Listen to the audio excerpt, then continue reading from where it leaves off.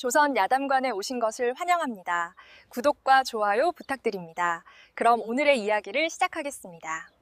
조선 중기 한양을 떠난 임금 이연은 백성들의 진짜 삶을 보기 위해 홀로 강원도 산골로 향했습니다. 신하들의 꾸민 보고가 아닌 백성들의 진짜 목소리를 듣고 싶었기 때문이지요. 그런데 하늘이 갑자기 어두워지더니 한방눈이 쏟아지기 시작했습니다. 순식간에 앞이 보이지 않을 정도로 눈보라가 몰아쳤고 이연은 수행원들과도 뿔뿔이 흩어지고 말았습니다. 온몸이 얼어붙고 발걸음이 무거워질 때쯤 저 멀리 희미한 불빛이 보였습니다. 이연은 마지막 힘을 다해 그 불빛을 향해 걸어갔습니다. 낡았지만 단정하게 관리된 초가집 한 채가 눈 속에 자리하고 있었습니다. 대문을 두드리자 안에서 조심스러운 발소리가 들렸습니다. 문이 조금 열리더니 젊은 여인이 얼굴을 내밀었습니다. 긴 저고리에 검은 치마를 입은 여인의 눈빛에는 경계심이 가득했습니다. 한밤중에 찾아온 낯선 남자를 보는 과부의 두려움이 역력했지요. 누구시옵니까? 소생은 한양에서 과거를 보러 가던 서생 이연이라 하옵니다. 길을 잃고 헤매다 불빛을 보고 찾아왔사옵니다. 하룻밤만 신세를 지게 해주시면 은혜를 잊지 않겠습니다. 이연의 간곡한 말에도 여인은 쉽게 문을 열지 않았습니다. 하지만 눈보라 속에서 떨고 있는 이연의 모습을 보며 차마 외면할 수가 없었습니다. 여인은 깊은 한숨을 내쉬고는 문을 열었습니다. 들어오시지요. 사랑방에 불을 지펴드리겠습니다. 여인은 이연을 사랑방으로 안내하며 조심스럽게 불을 지폈습니다. 주위에 떨던 이연의 몸이 조금씩 녹아내렸습니다. 여인은 부엌으로 가더니 따뜻한 죽 한 그릇을 내왔습니다. 변변치 못하오나 드시고 기운을 차리시지요. 고맙습니다. 댁의 성함을 여쭤도 되겠습니까? 서월이라 하옵니다. 서월은 말을 아끼며 자꾸만 뒤를 돌아보았습니다. 그녀의 눈빛에는 두려움이 가득했습니다. 이연은 그녀가 단순히 낯선 남자를 경계하는 것 이상의 무언가를 두려워하고 있음을 느꼈습니다. 과부의 몸으로 낯선 남자를 들였다는 소문이 나면 곤란하오니 날이 밝는 대로 떠나주시기 바랍니다. 물론이옵니다. 누를 끼쳐드릴 생각은 없사옵니다. 서월은 고개를 끄덕이고는 자신의 방으로 들어갔습니다. 하지만 그녀의 방 불빛이 한참 동안 꺼지지 않았습니다. 한밤중 목이 말라 깨어난 이연은 부엌으로 향했습니다. 그런데 창문 너머로 희미한 인기척이 느껴졌습니다. 조심스럽게 밖을 내다보니 서월이 헛간 쪽에서 무언가를 땅에 묻고 있었습니다. 서월은 두리번거리며 주위를 살피더니 황급히 흙을 덮었습니다. 그때 이연과 눈이 마주쳤습니다. 서월의 얼굴이 순식간에 하얗게 질렸습니다. 아니. 이건 서월은 아무 말도 하지 못한 채 황급히 방으로 뛰어 들어갔습니다. 이연은 그녀가 무언가 큰 비밀을 숨기고 있음을 직감했습니다. 동이 트자 밖은 온통 새하얀 눈으로 뒤덮여 있었습니다. 밤새 내린 눈이 사람 키만큼 쌓여 문을 열 수조차 없었습니다. 이연은 한숨을 내쉬었습니다. 오늘도 이곳에 머물러야 할 판이었습니다. 서월은 아침 일찍 일어나 부엌에서 소리 없이 움직였습니다. 간밤에 이연과 마주친 일 때문인지 그녀의 얼굴은 여전히 창백했습니다. 이연이 인기척을 내자 서월은 깜짝 놀라며 뒤를 돌아보았습니다. 밤새 눈이 많이 왔사옵니다. 길이 열릴 때까지 기다려야 할 듯하옵니다. 그러하시겠지요. 서월의 목소리는 떨리고 있었습니다. 그녀는 계속해서 창밖을 불안하게 살폈습니다. 마치 누군가 찾아올까 봐 두려워하는 듯했습니다. 혹시 무엇을 염려하시는 것이 있사옵니까? 이연의 물음에 서월은 고개를 저었습니다. 하지만 그녀의 손은 부들부들 떨리고 있었습니다. 아무것도 아니옵니다. 다만 누가 올까봐. 누가 온다는 말씀이옵니까? 서월은 입술을 깨물며 대답하지 않았습니다. 그저 창밖의 눈보라를 바라볼 뿐이었습니다. 이연은 더 이상 묻지 않았습니다. 그녀에게는 말할 수 없는 깊은 사연이 있음이 분명했습니다. 눈은 그칠 기미가 보이지 않았습니다. 두 사람은 어쩔 수 없이 한 집에 갇힌 채 조심스러운 시간을 보내야 했습니다. 서월은 자신의 방에서 나오지 않으려 했고, 이연은 사랑방에서 책을 읽으며 때를 기다렸습니다. 이틀째 되는 날, 눈은 여전히 멈추지 않았습니다. 이연은 서월이 내온 차를 마시며 조심스럽게 말을 꺼냈습니다. 마님께서는 언제 과부가 되셨는지 여쭤도 되겠습니까? 서월의 손이 미세하게 떨렸습니다. 찻잔을 내려놓은 그녀의 눈빛이 흔들렸습니다. 3년 전이옵니다. 무슨 연유로 병으로 돌아가셨사옵니다. 서월은 그렇게 말했지만 그녀의 목소리에는 확신이 없었습니다. 마치 자신에게 되뇌이듯 하는 말투였습니다. 이연은 그녀가 거짓말을 하고 있음을 느꼈습니다. 갑자기, 너무 갑자기 돌아가셨사옵니다. 서월의 눈에 눈물이 맺혔습니다. 하지만 그것이 슬픔의 눈물인지 두려움의 눈물인지 알 수 없었습니다. 홀로 사시기 힘드실 텐데 시댁에서는 돌보아주지 않으십니까? 서월은 쓴웃음을 지었습니다. 시동생이 하나 있기는 하나 오히려 그가 더 무섭사옵니다. 무섭다니 무슨 말씀이십니까? 서월은 입을 다물었습니다. 더 이상 말하지 않으려는 듯 고개를 돌렸습니다.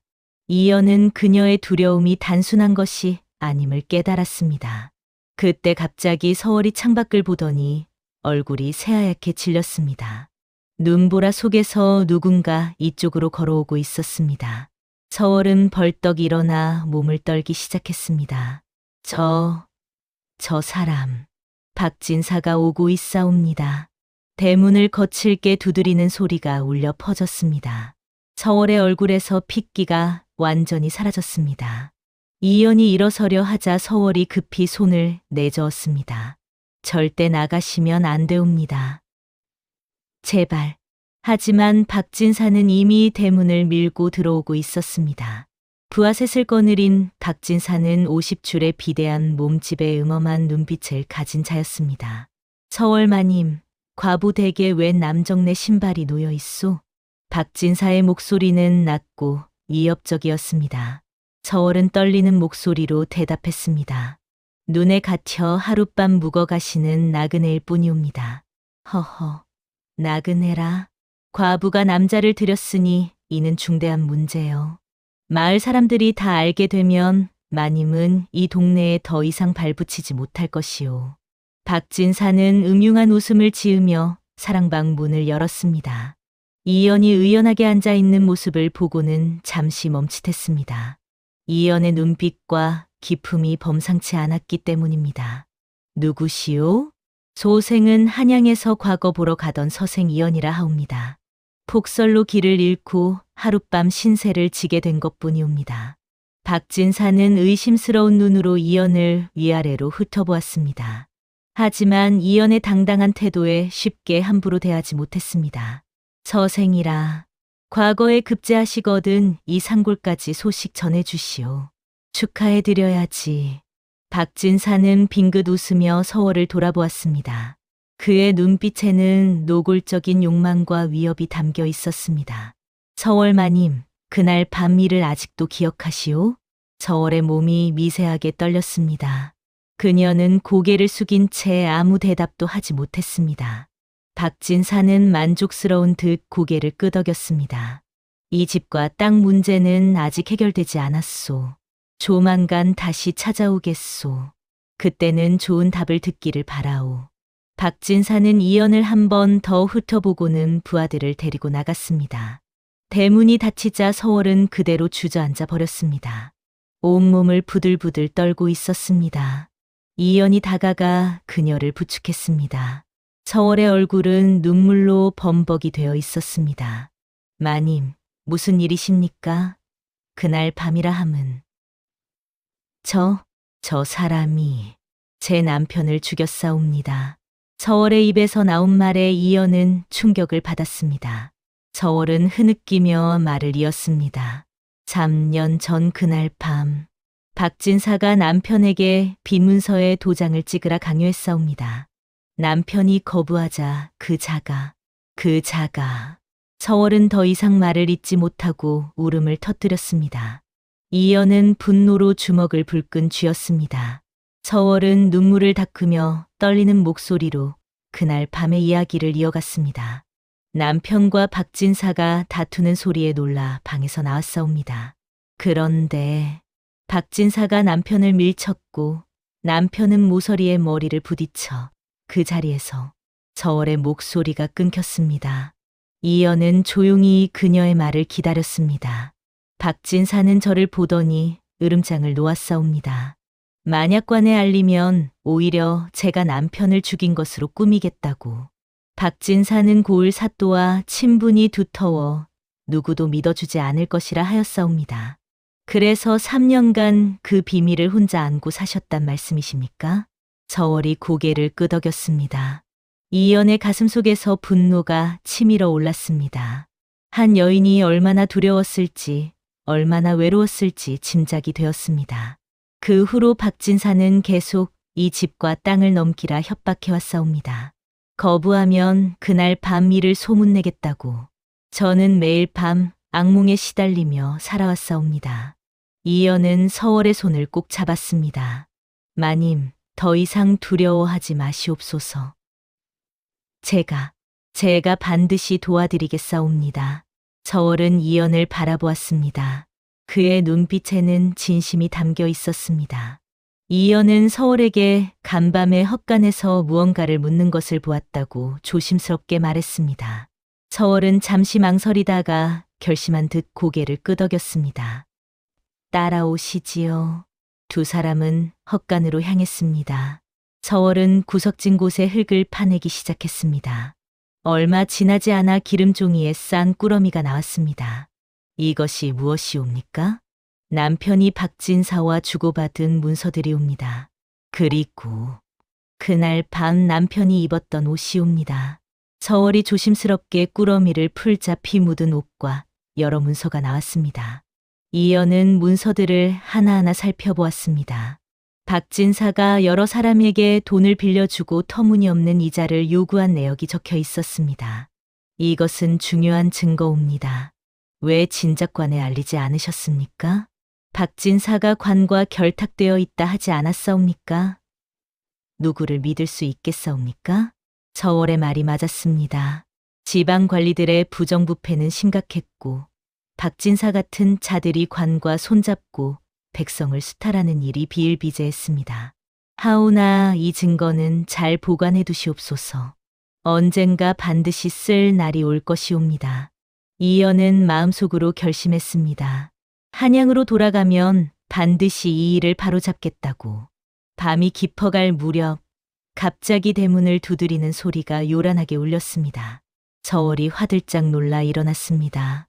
이번에는 박진사가 아니었습니다.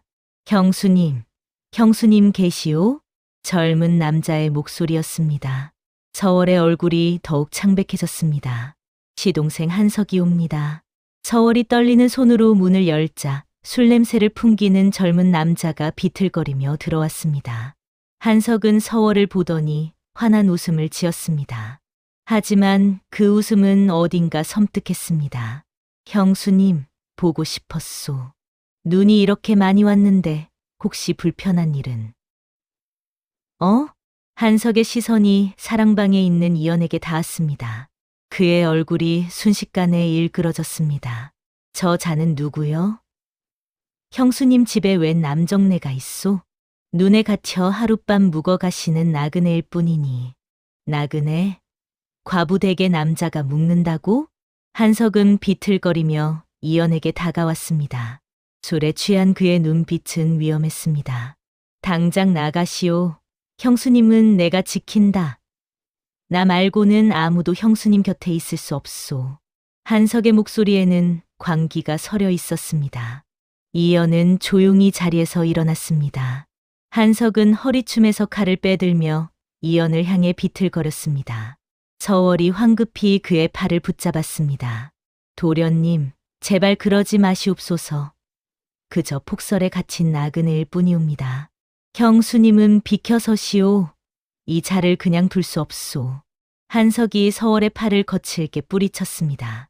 서월이 비틀거리며 넘어지려 하자 이연이 재빠르게 그녀를 받쳐주었습니다. 이를 본 한석의 얼굴이 더욱 일그러졌습니다. 감히 형수님께 손을 대다니. 한석이 칼을 휘두르며 달려들었습니다. 이연은 침착하게 옆으로 비켜서며 한석의 손목을 잡았습니다. 순식간에 칼이 바닥에 떨어졌습니다. 진정하시오. 나는 형님께 해를 끼칠 생각이 없소. 형님이라고 부르지 마시오. 한석이 소리쳤습니다. 그의 눈에서 눈물이 흘러내렸습니다. 형수님은 내 것이오. 형도 박진사에게 죽인 건 형수님 때문 아니오? 서월의 얼굴이 새하얗게 질렸습니다. 한석의 입에서 무서운 말이 흘러나왔습니다. 그날 밤 나도 그 자리에 있었소. 나도 다 봤다고. 한석은 바닥에 주저앉으며 비웃음을 흘렸습니다. 술 기운에 그동안 숨겨왔던 진실이 쏟아져 나왔습니다. 형은 너무 행복해 보였소. 형수님만 바라보며 웃는 형이 부러웠소. 나도 형수님을 좋아했는데. 서월은 경악한 표정으로 한석을 바라보았습니다. 이연은 조용히 한석의 말을 들었습니다. 그래서 박진사에게 형의 빈 문서를 알려줬소. 형이 어디에 문서를 숨겼는지, 형수님께서 친정에서 가져온 돈으로 빚을 갚으려 한다는 것도. 도련님. 설마. 서월의 목소리가 떨렸습니다. 한석은 고개를 저으며 웃었습니다. 나는 그저 형을 곤란하게 만들려 했을 뿐이오. 박진사가 형을 죽일 줄은 정말 몰랐소. 한석의 눈에서 눈물이 흘러내렸습니다. 하지만 그것이 진짜 후회의 눈물인지는 알 수 없었습니다. 하지만 형이 죽고 나니 이제 형수님은 내 것이 될 수 있다고 생각했소. 나는 3년을 기다렸소. 형수님, 이제 나와 함께. 한석이 서월에게 손을 뻗으려 하자 이연이 단호하게 그를 밀쳐냈습니다. 정신을 차리시오. 형님을 배신하고 형수님을 괴롭힌 자가 무슨 자격으로. 한석은 이연을 노려보며 일어섰습니다. 분노와 질투로 뒤범벅이 된 그의 얼굴은 일그러져 있었습니다. 당신이 뭔데 참견이오? 우리 집안일에. 집안일? 형님을 죽음으로 몰아넣고 형수님을 협박한 것이 집안일이란 말이오? 이연의 차갑고 단호한 목소리에 한석이 주춤했습니다. 서월은 한석을 바라보며 눈물을 흘렸습니다. 도련님, 어찌 그러실 수가 있사옵니까? 서방님께서 도련님을 그토록 아끼셨는데 그게 더 괴로웠소. 형은 나를 동생으로만 봤소. 형수님도 그저 시동생으로만. 나는 형수님을 진심으로 사모했는데 한석의 고백은 처절했지만 그 안에는 왜곡된 집착만이 담겨 있었습니다. 이연은 한석이 사랑과 집착을 구분하지 못하는 자임을 깨달았습니다. 나가주시오. 내일 날이 밝으면 박진사에게 형수님과 혼인하겠다 말할 것이오. 형수님도 거부하지 못할 것이오. 무슨 말씀이옵니까? 박진사와 나는 이미 약속했소. 형수님이 내게 시집 오면 이 땅과 집 문제는 덮어주겠다고. 서월의 얼굴에서 모든 혈기가 사라졌습니다. 한석은 비틀거리며 서월에게 다가갔습니다. 서월은 뒷걸음질 치며 고개를 저었습니다. 실사옵니다. 절대 그럴 수 없사옵니다. 형수님께는 선택권이 없소. 거부하시면 그날 밤 이를 온 마을에 퍼뜨리겠소. 형수님이 박진사와 짜고 형을 죽였다고. 도련님. 서월의 절규에도 한석은 냉소를 지었습니다. 며칠 생각할 시간을 드리겠소. 하지만 답은 정해져 있소. 한석은 이연을 향해 마지막으로 경고했습니다. 당신도 쓸데없이 참견하지 마시오. 이 일에 끼어들었다간 무사하지 못할 것이오. 한석이 나간 후 서월은 그대로 주저앉아 울음을 터뜨렸습니다. 이연은 그녀의 곁에 앉아 조용히 등을 어루만졌습니다. 마님, 저를 믿으시옵소서. 반드시 이 일을 해결하겠사옵니다. 어찌 해결하시겠사옵니까? 박진사는 관과 결탁되어 있고 한성마저 그자와 손을 잡았는데 제가 한양으로 돌아가면 한양으로 돌아가시면 끝이옵니다. 당신을 다시는 볼 수 없을 것이고 저는 서월은 더 이상 말을 잇지 못했습니다. 이연은 그녀의 손을 꼭 잡았습니다. 그의 가슴 속에서 무언가가 뜨거워졌습니다. 그날 밤 이연은 잠을 이루지 못했습니다. 서월의 고통스러운 표정이 머릿속을 떠나지 않았습니다. 그는 자신이 임금이라는 사실을 밝혀야 할지 고민했습니다. 신분을 밝히면 서월을 즉시 구할 수 있습니다. 하지만 그와 동시에 두 사람 사이에는 넘을 수 없는 벽이 생길 것입니다. 임금과 과부, 그 거리는 너무도 멀었습니다. 새벽녘 이연은 결심했습니다. 신분을 숨긴 채 다른 방법을 찾기로 했습니다. 한양으로 돌아가 암행어사를 보내고 박진사의 죄를 밝혀내는 것입니다. 동이 트자 눈이 조금씩 먹기 시작했습니다. 길이 열리면 떠나야 했습니다. 이연은 서월을 찾았습니다. 그녀는 마당에서 눈을 쓸고 있었습니다. 마님, 서월이 돌아보았습니다. 그녀의 눈은 밤새 울어 부어 있었습니다.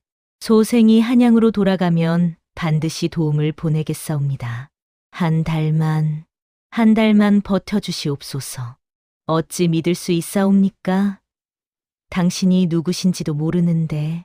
이연은 그녀의 손을 잡았습니다.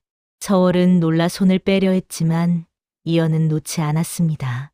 제 목숨을 걸고 약속하겠사옵니다. 반드시 돌아오겠사옵니다. 서월은 이연의 눈을 바라보았습니다. 그의 눈빛에는 거짓이 없었습니다. 하지만 서월은 고개를 저었습니다. 가시지요. 이미 이곳에 너무 오래 머무셨사옵니다. 과부의 집에 남자가 며칠이나 묵었다는 소문이 퍼지면 소문 따위는 중요하지 않사옵니다. 저에게는 중요하옵니다. 이미 제 삶은 망가졌사옵니다. 당신까지 휘말리게 할 수는 없사옵니다. 서월은 이연의 손을 뿌리치고 돌아섰습니다. 하지만 그녀의 어깨는 떨리고 있었습니다. 부디 잘 가시옵소서. 이연은 서월의 뒷모습을 오래 바라보았습니다. 그리고 조용히 말했습니다. 마님, 소생의 말을 기억하시옵소서. 반드시 돌아오겠다고. 그때까지 아무 일도 일어나지 않게 할 것이라고.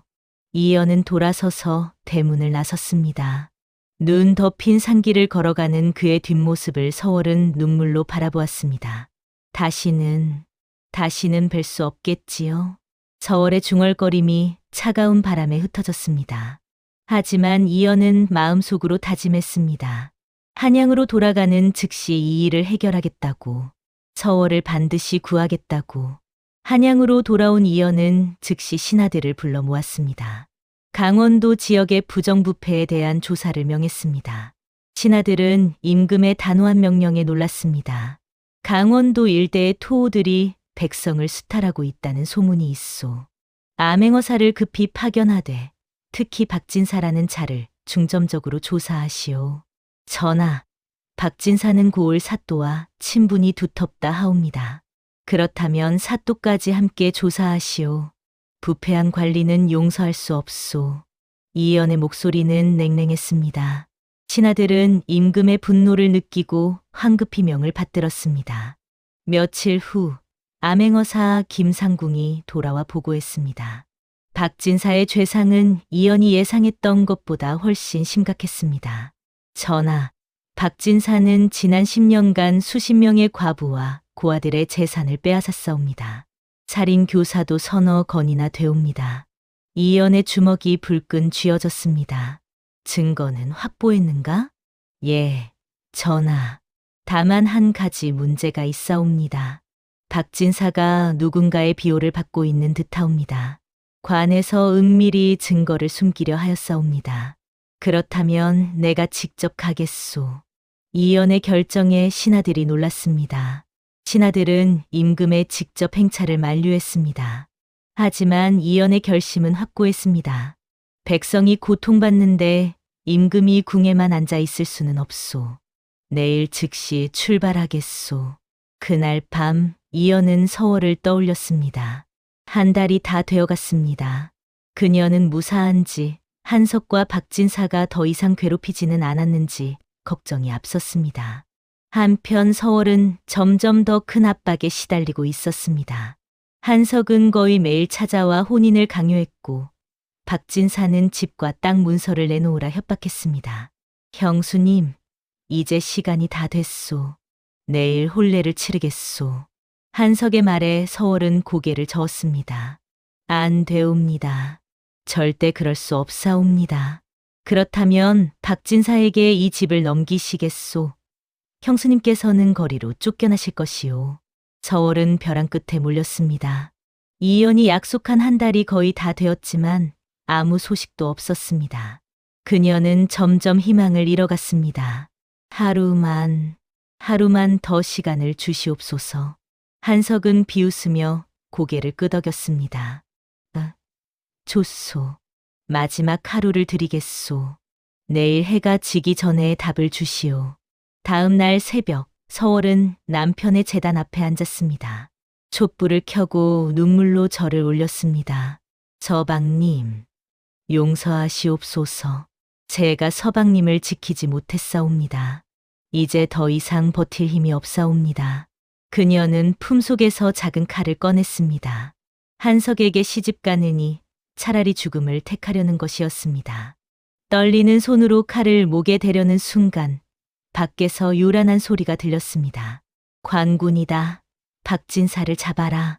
서월은 놀라 밖으로 뛰쳐나갔습니다. 마을 입구에 관군들이 몰려와 있었고 박진사가 결박당에 끌려가고 있었습니다. 한석도 함께 붙잡혀 있었습니다. 이게 무슨 일이옵니까? 서월이 멍하니 서 있는데 익숙한 목소리가 들렸습니다. 마님, 약속대로 돌아왔사옵니다.